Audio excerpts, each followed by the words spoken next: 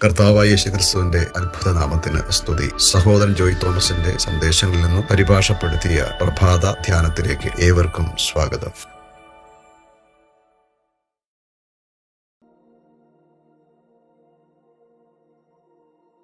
ഇന്ന് രാവിലെ നാം പ്രഭാത ധ്യാനത്തിൽ യോഹന്നാന്റെ സുവിശേഷം 5-ാം അധ്യായം 39 മുതൽ 44 വരെയുള്ള വാക്യങ്ങളിൽ നിന്ന് വായിക്കുന്നു. നിങ്ങൾ തിരുവെഴുത്തുകളെ ശോധന ചെയ്യുന്നു, അവയിൽ നിങ്ങൾക്ക് നിത്യജീവൻ ഉണ്ട് എന്ന് നിങ്ങൾ നിരൂപിക്കുന്നുവല്ലോ. അവ എനിക്ക് സാക്ഷ്യം പറയുന്നു. എങ്കിലും ജീവൻ പ്രാപിക്കേണ്ടതിന് എൻ്റെ അടുക്കൽ വരുവാൻ നിങ്ങൾക്ക് മനസ്സില്ല. ഞാൻ മനുഷ്യരോട് ബഹുമാനം വാങ്ങുന്നില്ല, എന്നാൽ നിങ്ങൾക്ക് ഉള്ളിൽ ദൈവസ്നേഹമില്ല എന്ന് ഞാൻ അറിഞ്ഞിരിക്കുന്നു. ഞാൻ എൻ്റെ പിതാവിൻ്റെ നാമത്തിൽ വന്നിരിക്കുന്നു, എന്നെ നിങ്ങൾ കൈക്കൊള്ളുന്നില്ല. മറ്റൊരുത്തൻ സ്വന്തം നാമത്തിൽ വന്നാൽ അവനെ നിങ്ങൾ കൈക്കൊള്ളും. തമ്മിൽ ബഹുമാനം വാങ്ങിക്കൊണ്ട് ഏകദൈവത്തിൻ്റെ പക്കൽ നിന്നുള്ള ബഹുമാനം അന്വേഷിക്കാത്ത നിങ്ങൾക്ക് എങ്ങനെ വിശ്വസിപ്പാൻ കഴിയും എന്ന് പ്രസ്താവിക്കുന്ന കർത്താവിൻ്റെ വാക്കുകളിലേക്ക് നമ്മുടെ ശ്രദ്ധയെ കൊണ്ടുവരാം. ഇവിടെ കർത്താവിൻ്റെ ജീവിതത്തിൽ കാണുന്ന ഒരു സവിശേഷ ഗുണം നാം കാണുന്നത്, അത് താൻ ഒരിക്കലും മനുഷ്യരിൽ നിന്ന് ബഹുമാനത്തെ സ്വീകരിച്ചില്ല എന്നുള്ളതായിരുന്നു. മനുഷ്യരിൽ നിന്ന് വരുന്ന ബഹുമാനം കർത്താവായ യേശുക്രിസ്തു അന്വേഷിക്കാത്തതിനാലാണ് തനിക്ക് വളരെയധികം എതിർപ്പുകൾ നേരിടേണ്ടി വന്നത് എന്ന് നാം മനസ്സിലാക്കണം. തുടർന്ന് നിങ്ങളിൽ ദൈവസ്നേഹമില്ലെന്ന് ഞാൻ അറിഞ്ഞിരിക്കുന്നു എന്ന് പ്രസ്താവിച്ച കർത്താവിൻ്റെ വാക്കുകളെ നമുക്ക് പരിഗണിക്കാം. പ്രിയരെ, ദൈവത്തോട് നമുക്ക് യഥാർത്ഥ സ്നേഹമുണ്ടെങ്കിൽ മനുഷ്യരിൽ നിന്ന് വരുന്ന ബഹുമാനം നാം അന്വേഷിക്കില്ല. അനന്യാസിനും സഫീറയ്ക്കും ദൈവത്തോട് യഥാർത്ഥ സ്നേഹമുണ്ടായിരുന്നെങ്കിൽ തീർച്ചയായും ആ സ്നേഹം അവരെ തങ്ങളുടെ എല്ലാം കർത്താവിന് നൽകുവാൻ പ്രേരിപ്പിക്കുമായിരുന്നു. അവർ ഒരിക്കലും ദൈവത്തെ സ്നേഹിക്കുന്നവരായി നടിക്കുമായിരുന്നില്ല. മനുഷ്യരിൽ നിന്ന് നമുക്ക് ബഹുമാനം ലഭിക്കുന്നത് വളരെ നിഷ്പ്രയാസമാണ്. തമ്മിൽ ബഹുമാനം വാങ്ങിക്കൊണ്ട് ഏകദൈവത്തിൻ്റെ പക്കൽ നിന്നുള്ള ബഹുമാനം അന്വേഷിക്കാത്ത നിങ്ങൾക്ക് എങ്ങനെ വിശ്വസിക്കാൻ കഴിയും എന്ന് കർത്താവ് ചോദിക്കുന്ന ഈ ചോദ്യം വളരെ പ്രസക്തമാണ്. പ്രിയ വിശുദ്ധന്മാരെ, നാം ആയിരിക്കുന്നത് പോലെ തന്നെ എല്ലാ സത്യസന്ധതയോടും ദൈവമുമ്പാകെ ആയിരിക്കേണ്ടത് അനിവാര്യമാണ്. നമ്മുടെ ജീവിതം അങ്ങനെ ആയിരിക്കണം.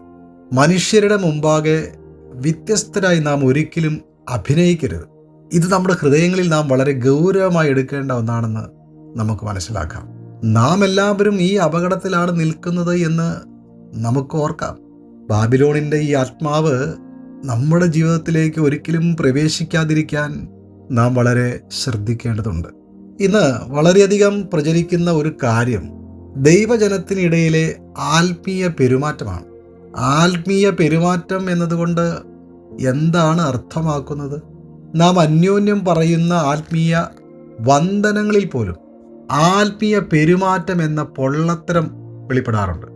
ആന്തരികമായി നമ്മിൽ ഇല്ലാത്ത ഒന്നിനെ ബാഹ്യമായി പ്രദർശിപ്പിക്കുന്നതാണ് ഈ ആത്മീയ പെരുമാറ്റം.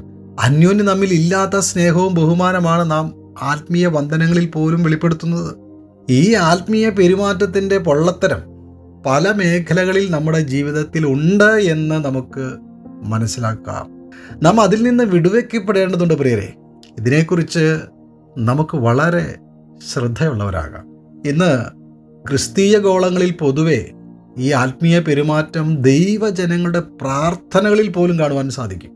അനേകരുടെ പ്രാർത്ഥനകൾ വലിയ വിജയത്തിൻ്റെ പ്രാർത്ഥനകളായി നമുക്ക് തോന്നാം. എന്നാൽ വാസ്തവത്തിൽ അവർ പൂർണ്ണ പരാജയത്തിലാണെങ്കിൽ തന്നെയും അവരുടെ പ്രാർത്ഥനകൾ വിജയത്തിൻ്റെ പ്രാർത്ഥനകൾ പോലെ കാണപ്പെടുന്നു. ഇതും വെളിവാക്കുന്നത് ആത്മീയ പെരുമാറ്റത്തിൻ്റെ പൊള്ളത്തരത്തെയാണ്. നമ്മുടെ പ്രാർത്ഥനകൾ സത്യവും യാഥാർത്ഥ്യവും ഇല്ലാത്തതാകാം എന്നതിനെക്കുറിച്ച് നാം ബോധമുള്ളവരായിരിക്കണം. ആന്തരിക യാഥാർത്ഥ്യമില്ലാതെ നല്ല സ്വരത്തിലും വാക്കുകളിലും നമുക്ക് പ്രാർത്ഥിക്കുവാൻ കഴിയും. ഇത് നമ്മൾ ഓർക്കണം. ഇതെല്ലാം മറ്റുള്ളവരുടെ മുമ്പിൽ നാം പ്രദർശിപ്പിക്കുന്ന ബാബിലോണിയൻ വസ്ത്രങ്ങളാണ്. നമ്മുടെ ജീവിതങ്ങളെ ഹിതപരിശോധന ചെയ്യുന്നതിന് ദൈവം നമ്മെ സഹായിക്കുമാറാകട്ടെ. ഈ ആത്മീയ പെരുമാറ്റത്തിൻ്റെ പൊള്ളത്തരം നമ്മുടെ കുടുംബ ജീവിതത്തിലും വെളിപ്പെടാറുണ്ട്. ഞായറാഴ്ച ദൈവഭവനത്തിൽ അത് വളരെ മനോഹരമായി കാണപ്പെടുന്നു. എനിക്ക് പരിചയമുള്ള ഒരു കുടുംബത്തിൽ ഭാര്യയും ഭർത്താവും തമ്മിൽ ശരിയായ ആശയവിനിമയം പല വർഷങ്ങളായിട്ടില്ല. എന്നാലും അവർ ഒരേ കാറിൽ ഒരുമിച്ച് ഷോപ്പിങ്ങിന് പോകുന്നു. അവരെ കാണുന്നവർ ആ സഹോദരി അത്ര വിനീതയായ ഭാര്യയാണെന്ന് കരുതുന്നു. അവർ സംസാരിക്കാറേയില്ല. ആ ഭർത്താവിനെ കാണുമ്പോൾ കാണുന്നവർക്ക് താൻ എത്ര നല്ല എളിമയുള്ള മനുഷ്യനാണെന്ന് തോന്നും. താൻ ഒരിക്കലും വായി തുറക്കില്ല. അവർ വളരെ നല്ല ദമ്പതികളായി കാണപ്പെടുന്നു. എന്നാലും അത് വെറും ബാഹ്യമായ ആത്മീയ പെരുമാറ്റത്തിൻ്റെ പൊള്ളത്തരം മാത്രമാണ്. പ്രിയരെ, നമ്മുടെ കുടുംബജീവിതം മനുഷ്യരുടെ മുമ്പിൽ നല്ലതായി തോന്നിയേക്കാം. മറ്റുള്ളവരുടെ മുന്നിൽ നല്ല ഭാര്യ ഭർത്താക്കന്മാരായും നന്നായി സഹകരിക്കുന്നവരായും പ്രദർശിപ്പിക്കാൻ നമുക്ക് കഴിയും. ദൈവഭവനത്തിലും നല്ല ഭാര്യ ഭർത്താക്കന്മാരായി നമുക്ക് ചമയുവാൻ കഴിയും. എന്നാലും യാഥാർത്ഥ്യം തികച്ചും വ്യത്യസ്തമായിരിക്കാം. ഇതുപോലെ പല മേഖലകളിൽ ഈ ബാഹ്യമായ ആത്മീയ പെരുമാറ്റം ഉണ്ടാകുന്ന ബാബിലോണിയൻ വസ്ത്രം കണ്ടേക്കാം. ആന്തരിക യാഥാർത്ഥ്യമില്ലാതെ ബാഹ്യമായി നാം പ്രദർശിപ്പിക്കുന്ന ആത്മീയ പെരുമാറ്റങ്ങളെല്ലാം ബാബിലോണിയൻ വസ്ത്രമാണ് എന്ന് നമുക്ക് മനസ്സിലാക്കാം. ഇതിൽ നിന്ന് നമ്മെ വിടുവിപ്പാൻ ദൈവത്തിന് മാത്രമേ കഴിയൂ. നാം കണ്ണുനീരോടെ ദൈവത്തെ അന്വേഷിക്കുന്നുവെങ്കിൽ ദൈവം തീർച്ചയായും നമ്മെ സഹായിക്കും. ഇതിനെക്കുറിച്ച് നമുക്ക് ജാഗ്രതയുള്ളവരാകാം. ബാബിലോണിയ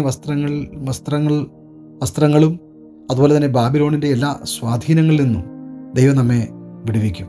നമ്മുടെ ജീവിതങ്ങളെ ശോധന ചെയ്യുവാൻ ദൈവം സഹായിക്കുമാറാകട്ടെ.